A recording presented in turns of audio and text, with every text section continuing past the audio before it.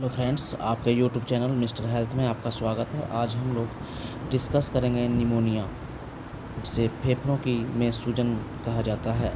Pneumonia lungs की inflammatory situation है। यह जनरली बैक्टीरियल वायरल से होता है। आमतौर पर लंग्स में संक्रमण बैक्टीरियल वायरल तथा फंगस के कारण होता है। फेफड़ों के छोटी छोटी थैलियाँ इन्फ्लामेशन के कारण उसमें मवाद तरल पदार्थ भर जाते हैं, जिसके कारण सांस लेने में तकलीफ होती है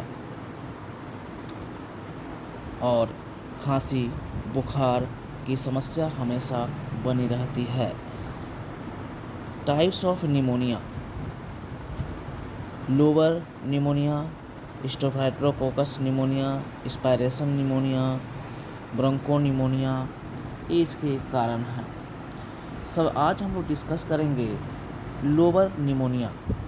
हिंदी में लोअर निमोनिया को हिंदी में पाली निमोनिया या खंड निमोनिया कहा जाता है।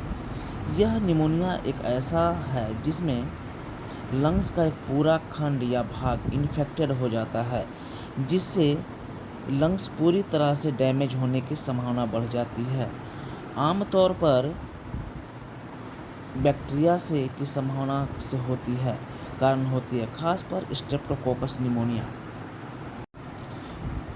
लेबर निमोनिया के साइन और सिम्टम्स की बात की जाए तो फीवर, कफ, ब्रीदिंग प्रॉब्लम मतलब सांस लेने की समस्या, चेस्ट पेन सीने में दर्द, ठंड लगना, थकान महसूस होना और चेहरे का लालपन होना मतलब फेस का रेडनेस होना।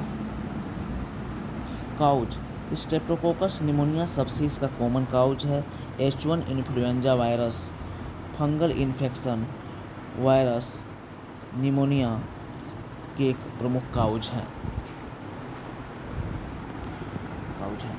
जैसा कि आप पिक्चर में देख रहे हैं, यदि मेडिकल ट्रीटमेंट के सहारा ली जाए तो इस तरह से लोअर निमोनिया के में स्थित म्यूकस को इस तरह से वह बाहर निकलता है, जैसे उसको मेल्ट करता है। मेल्ट करने के बाद उसको कोई व्यक्ति उसको खींच के निकाल रहा, उस तरह से अगर प्रॉपर ट्रीटमेंट दिया जाए तो उससे वो बाहर निकलता है। यह आप पिक्चर में देख रहे हैं कि छोटे छोटे कण उसमें दिख रहे हैं पॉपुले टाइप के। उसमें क्या होता है, म्यूकस मेम्ब्रेन्स में म्यूकस जमा हो जाता है, जिसके कारण लोगों को सांस लेने में तकलीफ होती है, सांस फूलती है, ये प्रॉब्लम उनमें आती है। अब इसमें चलते हैं इन्वेस्टिगेशन। इसमें CBC, ESR, chest PI x-ray आदि कराया जाता है। इसमें इसके ट्रीटमेंट प्रोटोकॉल की बात की जाए तो सबसे पहले इसमें क्लेवम 625 mg टैबलेट का उपयोग करते हैं सुबह शाम, वो भी 10 दिनों तक, जिससे क्या होता है इसमें उपस्थित बैक्टीरिया को किल करता है और किल करने के बाद अपने श्वसन तंत्र लंग्स को स्वस्थ करने में काफ़ी मदद करता है, जिससे वह रिकवरी जल्दी से हो जाए। क्योंकि क्लेवम की ऐसी प्रॉपर्टी होती है जो उसमें उपस्थित बैक्टीरिया को किल करने में सक्षम है।